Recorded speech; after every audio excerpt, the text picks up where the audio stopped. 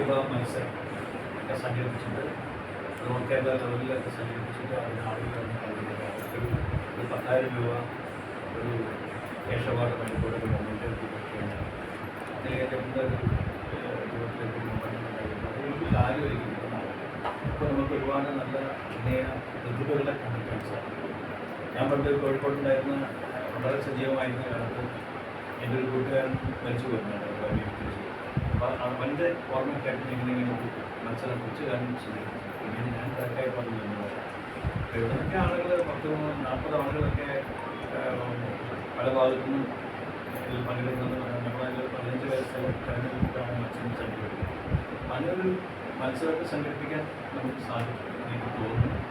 എന്തെങ്കിലും നമ്മളിങ്ങനെ മറ്റൊരു നല്ല കാര്യമാണ്. ഇതിലുള്ള ആളുകൾക്ക് ഭക്ഷണം കൊടുക്കാൻ ആളുകൾ നല്ല കാര്യമാണ്. പക്ഷേ നിലകേട്ടുന്ന ഓർമ്മ നിലനിർത്താൻ